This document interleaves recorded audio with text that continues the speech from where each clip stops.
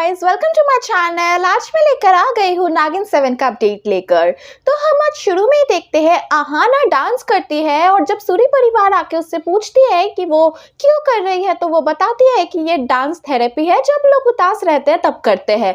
तो उसके इशारों में बाकी सब भी नाचने लगते हैं और अगले दिन उनकी खबर आ जाती है टीवी में और न्यूज़ बनती है कि शोक सभा के बाद वो लोग डांस कर रहे थे। और फिर आर्यमन आके उनसे पूछता है कि ये सब वो लोग क्यों कर रहे थे इतनी बड़ी शोक सभा के दिन। तो वो लोग बताते हैं कि अहाना ने हमें बताया था, हमने वैसा ही किया था, हमें नहीं पता था कि न्यूज़ वाले न्यूज़ बना देंगे इसका। और फिर आर्यमन अहाना से जाके पूछता है कि ऐसा उसने क्यों किया और आर्यमन ये भी बता देता है कि शोक सभा के बाद कुछ काम नहीं करना चाहिए, तो ये शादी अभी रोक दी जाएगी, ये शादी नहीं होगी।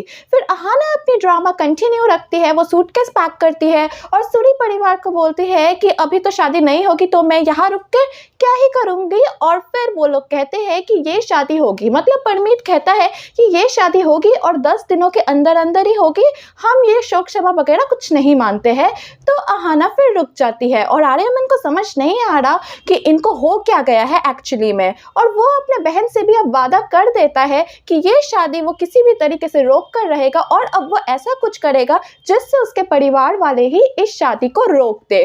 तो अब आर्यमन विक्रम से किसी भी तरीके से उसका फ़ोन ले लेता है और फ़ोन में अहाना को मैसेज भेज देता है कि शाम को मिलने के लिए, और फिर उस मैसेज को डिलीट कर देता है ताकि किसी को पता ना चले। और फिर अहाना शाम को आर्यमन के साथ मिलने के लिए चला जाता है और आर्यमन किसी भी तरीके से उसके ड्रिंक में एक दवाई मिला देता है ताकि वो नशे में सब कुछ सच बता दे कि वो इधर क्यों आई है। और फिर वो ड्रिंक पीती भी है, उसको नशा हो भी जाता है। और जब आर्यमन पूछता है कि उसका इरादा क्या है तो वो बताती है कि वो कौन है, लेकिन उससे पहले ही वो बताए वो पानी में गिर जाती है। और फिर आर्यमन भी उसको पानी से उठा के ले आता है, वो बेहोश हो जाता है, लेकिन नागिन की परछाई उसकी पानी में दिखाई दे रही थी जो कि आर्यमन ने इग्नोर कर दिया।